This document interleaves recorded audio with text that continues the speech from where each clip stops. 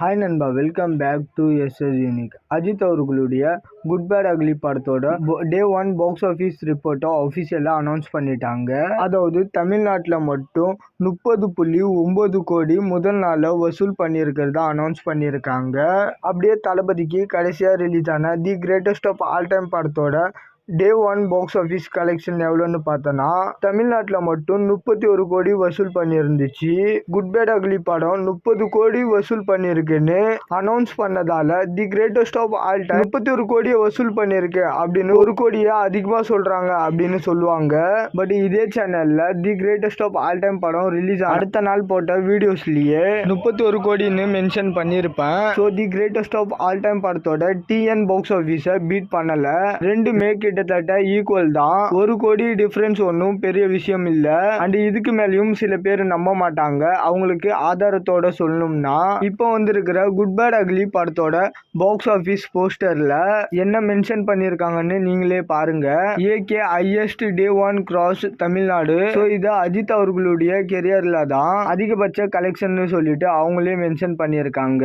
And good bad ugly படத்தோட Tamil Nadu distributor ராகுல் அவர்கள் தான் the greatest of all time படத்துக்கும் distributor. And the greatest of all time படத்தோட டே 1 கலெக்ஷனுக்கு அவர் என்ன கேப்ஷன் போட்டிருக்காரு அப்படின்னா டே 1 ஹையஸ்ட் கிராசர் அப்படின்னு கோலிவுட்லயே highest grosser the greatest of all time தான் அப்படின்னு அவர் மென்ஷன் பண்ணியிருப்பாரு. ஸோ ரெண்டு படத்தையுமே டிஸ்ட்ரிபியூட் பண்ண distributor the greatest of all time படத்தோட டே 1 கலெக்ஷன் தான் தமிழ்நாட்டில் அதிகம் அப்படின்ற மாதிரி சொல்லியிருக்காரு.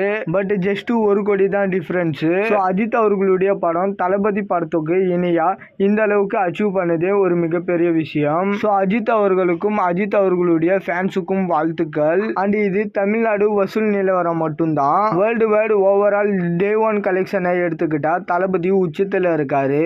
அதாவது the greatest of all time படத்தோட டே 1 கலெக்ஷன் பார்த்தீங்கன்னா 126 crore. And good bad ugly படத்தோட வேர்ல்டு வைடு டே 1 கலெக்ஷன் பார்த்தீங்கன்னா அரௌண்ட் 51 கோடி கிட்டன்னு சொல்லப்படுது. ஸோ இன்னும் அஃபிஷியலாக அனௌன்ஸ் பண்ணல. ஸோ இதுல இருந்து முன்ன பின்ன ஒரு 2-3 கோடி தான் டிஃபரன்ஸ் இருக்கும். ஸோ ஒரு 55 கோடின்னு வச்சுக்கிட்டாலும் கிட்டத்தட்ட the greatest of all time படத்தோட 70 கோடி கம்மி. ஸோ 70 கோடின்றது ஹியூமேஜ் நம்பர். அண்ட் லியோவெல்லாம் எடுத்துட்டு வந்தா இன்னும் அதிகம். பட் லியோ பார்த்தீங்கன்னா லோகேஷ் இயக்குனர், அதுவும் கடைசி படத்தை கம்பேர் பண்றது தான் ஒரு கரெக்டான கம்பாரிசன். ஸோ கடந்த சில வருஷங்கள்ல அஜித் அவர்களுடைய பெஸ்ட் கலெக்ஷனான இதுவே 70 கோடி டிஃபரன்ஸ்ல இருக்கு. ஸோ கெரியரின் உச்சம்னு சொல்லிட்டு தளபதி மீம் பண்ணது இதுதான். இந்த நம்பர்ஸை வச்சு சண்டை போடுறதுக்கெல்லாம் இந்த வீடியோ இல்ல. அதுவும் தளபதி சினிமா விட்டே போறாரு. இனிமேல் என்ன தொழில் ரீதியான ஒரு ஹெல்த்தியான காம்படிஷன் நல்லா தான் இருக்கும். அண்ட் குட் பேட் படத்துக்கு நிறைய தளபதி ஃபேன்ஸும் நல்ல ரிவ்யூஸ் கொடுத்துருக்காங்க. அதாவது குட் பேட் அக்லி அஜித் அவர்களுடைய ஃபேன்ஸுக்கான ஒரு படம். அவங்க செலிப்ரேட் பண்ணிக்கிட்டு ஜாலியா இருக்கட்டும் அப்படின்ற மாதிரி விலகிட்டாங்க. பட் ஸ்டில் ஜனநாயகன் படம் வரைக்கும் இந்த பாக்ஸ் ஆஃபீஸ் காம்படிஷன் நம்பர்ஸ் எல்லாம் இருக்கும். ஜஸ்ட் இன்னும் ஒரு படம் வரைக்கும் தான் இந்த ரயில்வே என்ட்ரியை ஜாலியா செலிப்ரேட் பண்ணிக்க வேண்டியது தான். And the greatest of all time படத்துல அஜித் அவர்களுடைய ரெஃபரன்ஸ்னா குட் பேட் அக்லில தளபதியோட ரெஃபரன்ஸ் இருந்துச்சு. ஸோ அப்படிதான் அவங்க ரெண்டு பேரும். ஓகே நண்பா, இந்த மாதிரி தளபதி பத்தின அப்டேட் தெரிஞ்சுக்க மறக்காம எஸ்எஸ் யூனிக் சேனலை சப்ஸ்கிரைப் பண்ணி சப்போர்ட் பண்ணுங்க. இதோட வீடியோ முடிச்சுக்கிறேன். ஓகே, பாய்.